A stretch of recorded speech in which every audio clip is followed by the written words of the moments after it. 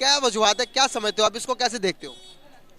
अगर एक मुसलमान के नज़रिए से हम देखते हैं तो ये पूरा मुल्क जब से बना है तब से अल्लाह की ज़ात के सिवा हमें कोई नहीं संभाल रहा। चाहे वो तालिबान हो, चाहे वो हमारे अपने सियासतदान हो, हमारे मुल्क को संभाल रहा है अल्लाह की ज़ात। आगे भी अल्लाह की ज़ात ही संभालेगी इंशाल्लाह। हमें किसी की अपने मुल्क में मुदाखलत की ज़रूरत नहीं है। जब हम करने की सो यहाँ पे आके जो मेरा एक मशवरा था, जो मैं चीज़ चाहता था, वो ये है कि पाकिस्तान के फॉरेन मिनिस्टर को, पाकिस्तान के आर्मी चीफ को फ़ौरन जो है वो इंटरनेशनल कैपिटल्स में जाना चाहिए, या उनको टेलीफोनिक कन्वर्सेशंस करनी चाहिए। पाकिस्तान के आर्मी चीफ को मिडल ईस्ट में जाना चाहिए, पाकिस्तान के फॉरेन मिनिस्टर को चीन जाना चाहिए, अमेरिकन से बात करनी चाहिए। खैर अमेरिका से तो बिलावल भुट्टो ज़रदारी की बात हो गई है, और उनको बताना चाहिए कि ये टीटीपी हमारे साथ क्या कर रही है, और ये इस वक्त हम पे हमले कर रहे हैं, अफगानिस्तान में छुपे हुए हैं। आए अफगानिस्तान को एक दहशतगर्द मुल्क डिक्लेयर कराएं।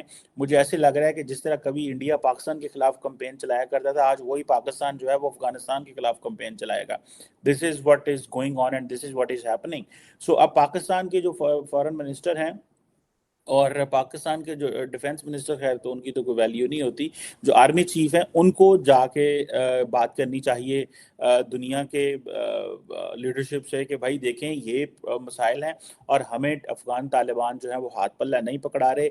हमें ओआईसी में जाना चाहिए, हमें सऊदी अरब से बात करनी चाहिए, यूएई में बात करनी चाहिए। यूएई देखें अब यहाँ पे आके जो है वो हमें, जब हम सर्जिकल स्ट्राइक करने चाहता है पाकिस्तान अफगानिस्तान में, तो देखें याद रखें अफगान तालिबान की जो एक्सेस है वो यूएई के साथ भी है, कतर के साथ भी है।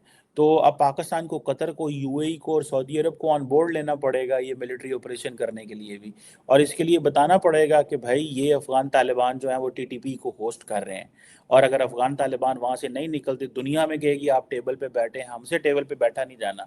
द रीज़न बिहाइंड इज कि we don't have a choice, हमारे पास कोई चॉइस नहीं है but to go for a military operation against all these terrorist organisations जो पाकिस्तान पे हमले कर रहे हैं। सो हमें जो है वो जिन्होंने पंजाबी कहते हैं ना, पहुंचो लड़ना ही पैना है। और ये अब हमें इंटरनेशनल कम्युनिटी के पास जाना पड़ेगा और उनको बताना पड़ेगा कि हमारे लिए जो है वो किस किस्म के जो चैलेंजेस हैं जो हमें कि वो फैसिलिटीज नहीं दे रहे आप, तो वो कह रहे हैं कि हम आने वाले टाइम के अंदर हम आकर पाकिस्तान में दूसरी हुकूमत बनाएंगे, तालिबान हुकूमत। क्या समझते हो कि तालिबान इस पर कायम हो पाएगी? जो तालिबान की सोच है वो सही है या नहीं, इस बारे में आप क्या समझते हैं? इंशाल्लाह कभी नहीं होगी जी, वो पाकिस्तान के मामे लगते हैं। हमारे बुजुर्गों ने हज़ारों लाखों करोड़ों कुर्बानियाँ देकर ये पाकिस्तान बनाया।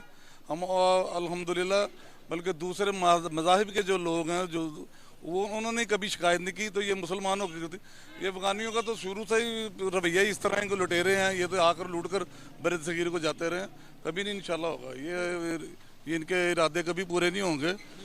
लेकिन ये है कि हम कोशिश तो करेंगे कि जो अगर कोई कमी है वो पूरी करेंगे, लेकिन ये वाला इकदाम ना करने देंगे और ना कभी होगा भी नहीं। सर अफगानिस्तान हमेशा से, अफगानिस्तान के तालिबान हमेशा से इंडिया के सपोर्ट में खड़े होते हैं सर। इंडिया ने बहुत ज्यादा इन्वेस्टमेंट भी की हुई है, लेकिन फिर भी हम एज ए पाकिस्तानी और मुसलमान हम करते हैं कि अपने भाइयों की ज़रूरी जो है ना वो मदद करें।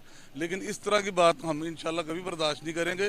ये आप सर्वे करके देख लें, मेरी बात अभी आप नोट कर लें, आपको इंशाल्लाह मेजोरिटी मेरे ख्यालात की मिलेगी। बिल्कुल सही। सर एक और क्वेश्चन सर, बहुत सारे तालिबान और अफगान जो हमारे पाक फौज है वो बॉर्डर के अंदर सर रोज हमारे शहीद कर देते हैं तालिबान लड़के। इसको कैसे देखते हैं आप? हम हर मास के अंदर तालिबान की, अफगानिस्तान की कोशिश करते हैं कि साथ दे, लेकिन वो हमारे अगेंस्ट खड़े होते हैं।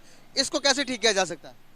इसके लिए तो मैं तजवीज़ तो नहीं बहरहाल दे सकता, लेकिन यह है कि दुआई कर सकता हूँ। ये बहुत देर से फौज और हुकूमत दोनों मिलकर ये कर रहे हैं। यही तो ये असल बात, ये देखें ना, अफसोस की बात यही है कि इतनी देर हम उनसे मार खाने के बावजूद हम उनका साथ भी दे रहे हैं। सिर्फ यही कि सबसे पहले कि मुसलमान होने के नाते, फिर उसके बाद इंसानी होने के नाते। लेकिन वो ज़्यादा एहसान फरामोश है। अल्लाह ताला उनको अक्ल दे और जो मुल्क पाकिस्तान पर अपनी इंशाल्लाह अपनी रहमत रखेगा, कोई खतरा नहीं जी। बहुत अच्छा लगा सर आपसे बात करके, thank you so much. Set से डॉलर बनाने के चक्कर में हमने मुहाजिरीन अपने सर पे चढ़ा लिए। अफगानिस्तान में जब रशिया आया तो डॉलर बनाने के चक्कर में हमने मुजाहिदीन की कैंप बना लिए यहाँ पे। तो ये सारी हमारी अपनी गलतियां हैं, इसमें उनका कसूर नहीं है। लेकिन ये कि अगर सोचा जाए तो there is no comparison of their military और their fighting power versus their. अब देखा जाए तो उनके पास एयरफोर्स तो है नहीं।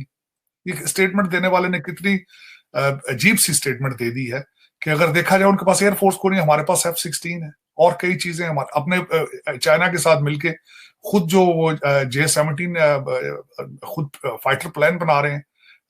वो कह रहे हैं कि हम मोटरसाइकिलों पे सारा कुछ पाकिस्तान गिरा देंगे। और दूसरी सबसे बड़ी बात यह कि 1971 में जो था वो completely was a different game. Pakistan का जो दूसरा हिस्सा ईस्ट पाकिस्तान था, वो एनिमी टेरिटरी के ऊपर से गुजर के दूसरी साइड पे जाके उन्होंने लड़ना था। और वहां पे सर्कमस्टांसेस, उनको पाकिस्तानी एस्टेब्लिशमेंट जो आर्मी, उसको सिर्फ और सिर्फ भारतीय फौज के साथ नहीं लड़ना था, उनको वहां पे मुक्ति बानी से भी लड़ना पड़ता था उस वक्त। बल्कि मैं हर साल मजीद पढ़ने की कोशिश करता हूँ। नियाजी साहब ने हथियार डाले थे भारतीय आर्मी के सामने मुक्ति बानी से डर के, क्योंकि उन्होंने उससे कुछ दिन पहले गवर्नर जनरल की रेजिडेंस पे अटैक किया था। तो वो सर्कमस्टांसेस वर कंप्लीटली डिफरेंट। आज इस कंप्लीटली डिफरेंट। हमारी इस वक्त एस्टेब्लिशमेंट डीमोरलाइज हो चुकी है, ये वाकई फैक्ट है। खान साहब ने उसमें रोल एक अदा किया है। 5th जनरेशन वार बिल्कुल पाकिस्तान में अंदर, अगर कल को आप देखेंगे कि जब लोगों को वारफेयर पढ़ाया जाएगा आर्मी स्कूलों में, तो पाकिस्तान की मिसालें दी जाएंगी किस तरीके से 5th जनरेशन वार के जरिए पाकिस्तान के एस्टेब्लिशमेंट को डीमोरलाइज किया गया है। लेकिन इसको इस तरह भी नहीं लेना चाहिए कि 7 लाख पाकिस्तान की फौज है, सारी की सारी जो है वो शहरों के अंदर नहीं बैठी है, या शहरों के अंदर वो सारी की सारी बैठ के वीडियो रिकॉर्डिंग नहीं बना रही लोगों की। कुछ लोग बॉर्डर पे भी बैठे होंगे और लड़ेंगे भी। अदरवाइज कंट्री कब का खत्म हो जाता है, चीजें चल जाती। वरना मैं एक और मिसाल लेता हूँ। अफगानिस्तान ने क्या करना है, अगर इतने हालात बदतर हो चुके होते तो अब तक इंडिया ही हमारे साथ कुछ कर लेता, लेकिन हालात इतने खराब है नहीं है। That is for sure, क्योंकि I have studied the comparison of Pakistan army with India, Pakistan army with other countries, Iran, Afghanistan, जिनके साथ बॉर्डर लगते हैं। ये जो स्टेटमेंट है मेरे ख्याल में it's a very immature statement and it's not relevant at all.